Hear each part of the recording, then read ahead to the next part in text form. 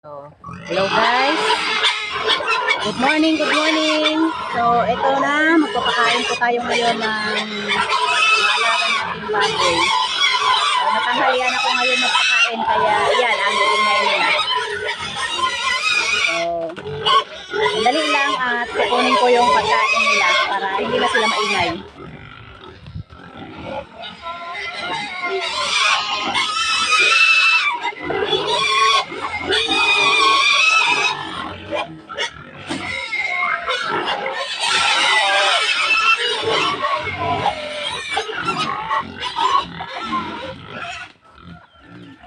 Yan, ito na guys, pakakainin ko na sila.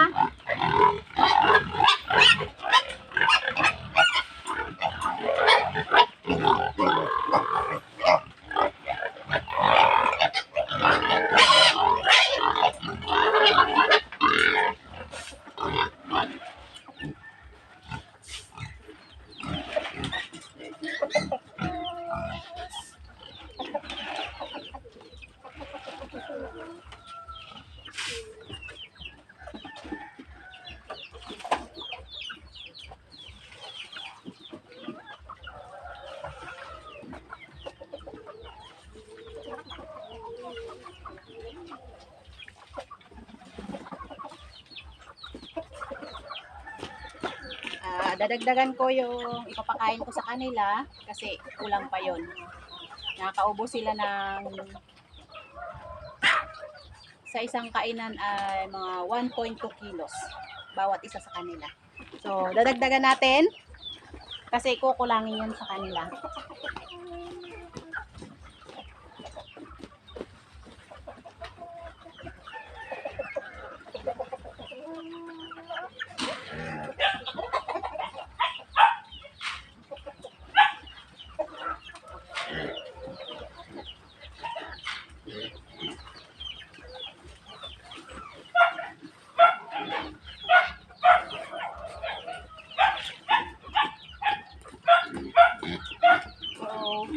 Ito pala guys ay finisher na kasi ibibenta na sila, pero ito ay grower para doon sa dalawang maliit.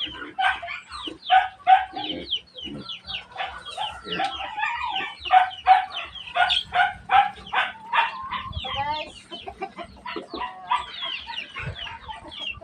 dagdagan ulit natin ganito karami.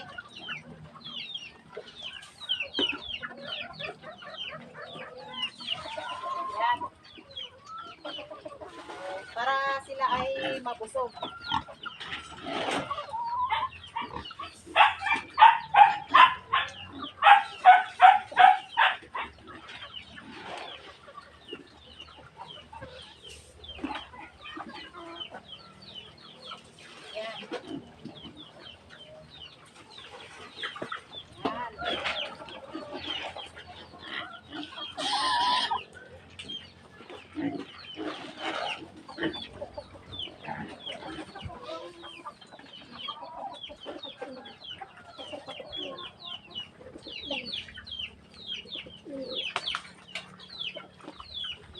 Yan guys, ipapakita ko sa inyo ng malapitan. Oh, yan. So, yan po. Yan yung pinakamatakaw. Ito.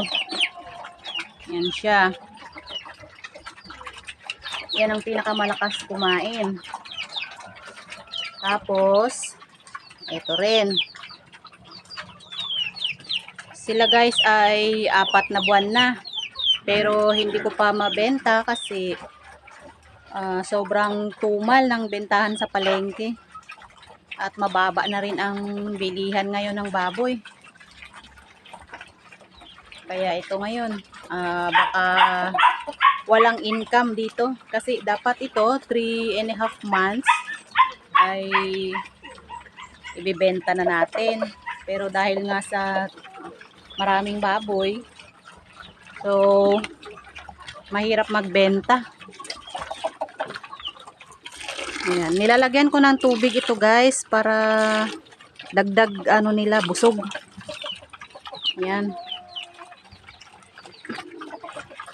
So, di ba? Siksikan na sila. Kaya lang, wala na rin kasi akong ibang kulungan, kaya yan, tiis-tiis muna sila dyan. Yan.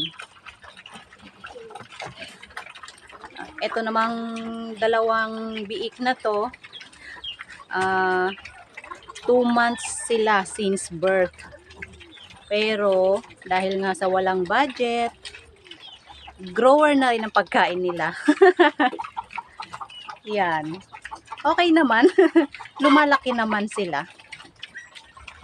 So, yan. Oh.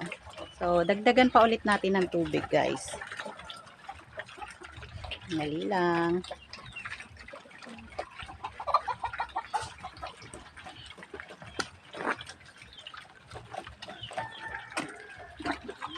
Dagdagan natin ng tubig para magana silang kumain.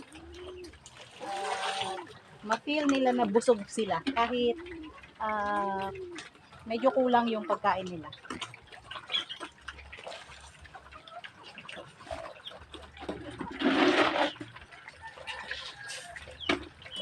Kasi ito sila, kayang umubos ng 1.5 kilo sa isang kainan. Kaya lang, kulang na ako sa budget, kaya tinitipid ko sila. Tsaka yan nga, lampas na para sa pangbenta yung edad nila. Halos wala nang kikitain.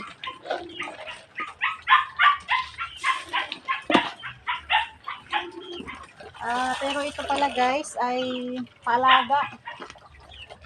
So ito, paalaga itong 4 na ito. So actually, 8 ito. Napalitsyon na namin yung iba at yung iba naman ay kinakatay at ibinenta sa bahay-bahay.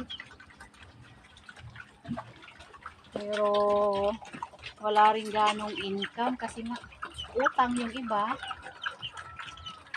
Tapos matagal masingil.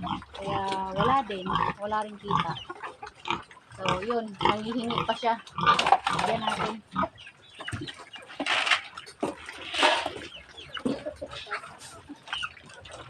Ito yung pinakamatakaw. Siyempre, dahil kayo yung pinakamatakaw, kayo yung unang ibibenta. Ayan. Nilasan din natin ang kanilang tae at nabaho.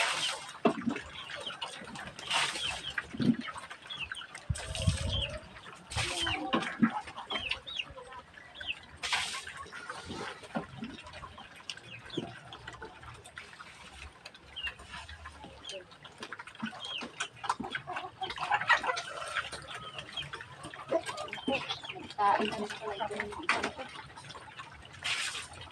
Ayan.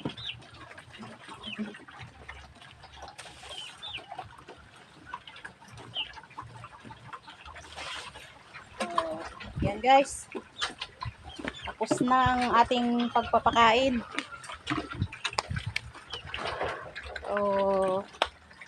Salamat sa inyong panonood.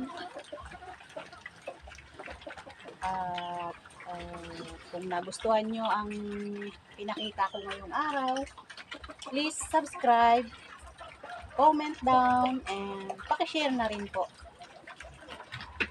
Thank you!